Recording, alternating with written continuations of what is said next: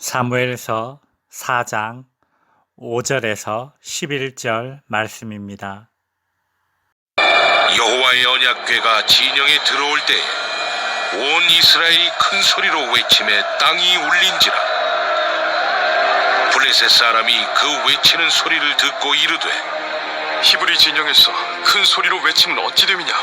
하다가 여호와의 궤가 진영에 들어온 줄을 깨달은지라. 블레셋 사람이 두려워하여 이르되 신이 진영에 이르렀도다. 우리에게 화로다. 전날에는 이런 일이 없었도다.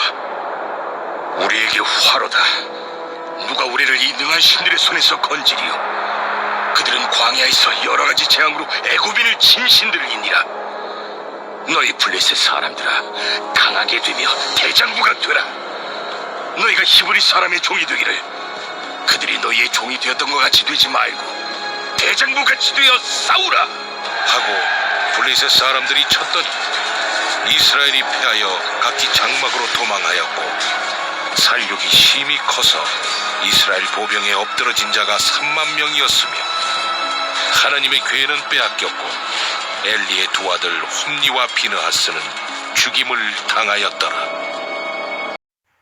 이스라엘은 블레셋과의 전투에서 패하자 여호와의 법궤를 앞세워 전쟁을 하면 이길 것이라고 생각합니다. 이스라엘 백성들은 전쟁에서 패한 원인을 법궤의 부재에서 찾았던 것입니다. 그러나 이스라엘이 블레셋에게 패한 원인은 법궤의 부재가 아니라 말씀의 부재요, 회개의 부재가 그 원인이었습니다.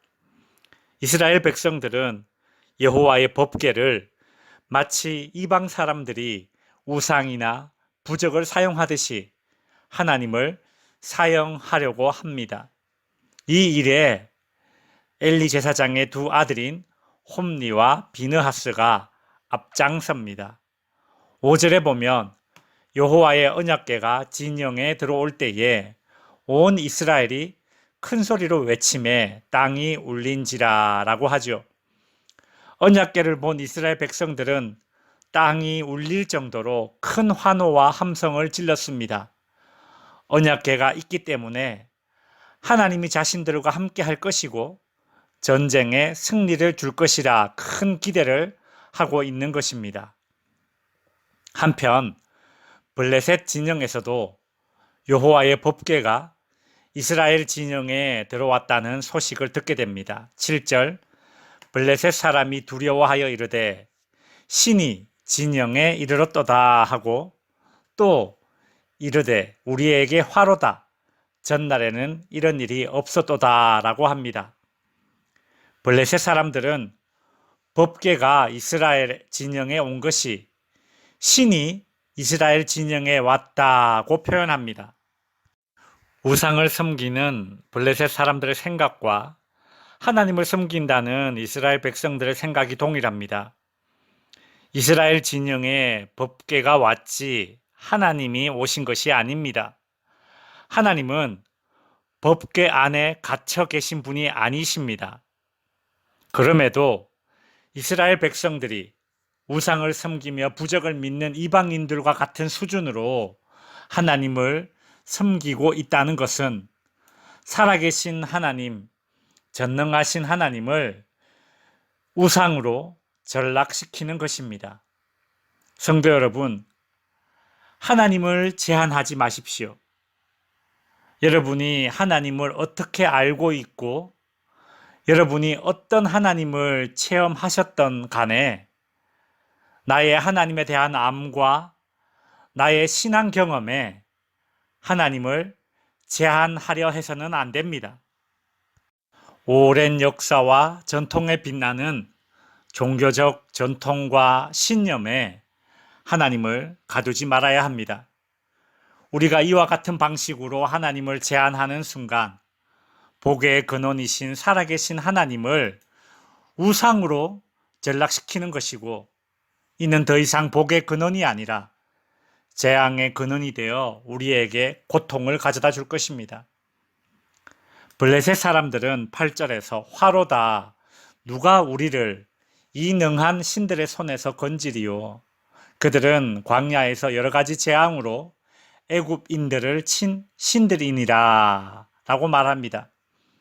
블레셋 사람들도 이스라엘 백성들이 섬기는 하나님께서 이스라엘 백성들이 출애굽할 때에 10가지 재앙과 홍해를 갈라서 애굽 사람들을 죽게 하신 사건을 알고 있었던 것입니다. 블레셋 사람들은 이처럼 두려움 가운데 전세가 불리한 상황이었는데 그들 가운데 훌륭한 장군이 있었던 것 같습니다. 블레셋 장군은 이렇게 말합니다. 9절 너희 블레셋 사람들아 강하게 되며 대장부가 되라. 너희가 히브리 사람의 종이 되기를 그들이 너희의 종이 되었던 것 같이 되지 말고 대장부가 되어 싸우라. 참 명연설입니다.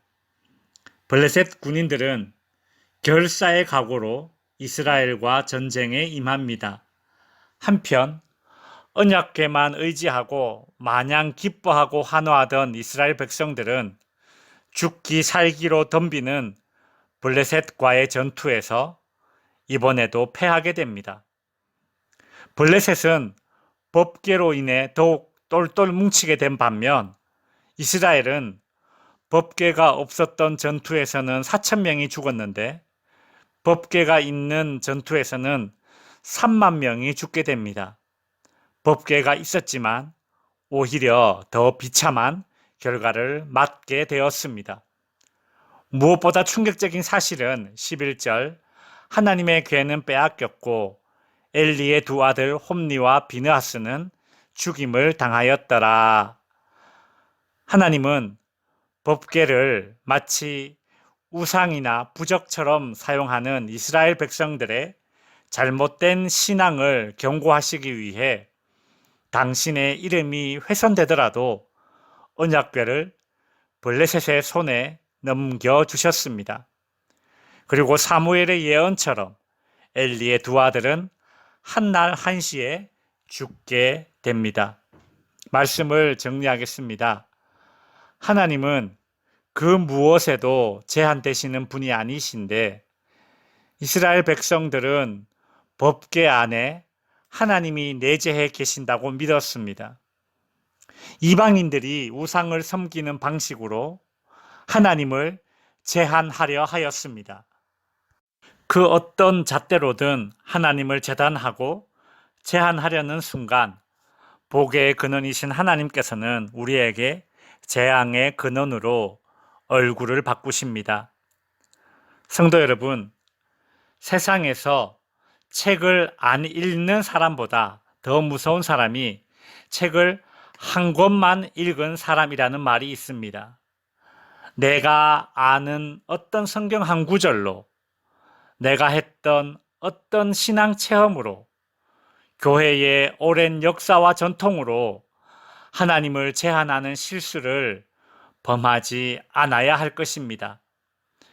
미신을 섬기는 사람들처럼 맹목적이고 잘못된 신앙의 모습이 아니라 살아계신 하나님과 참 인격적인 관계를 가질 수 있기를 주님의 이름으로 축원드립니다.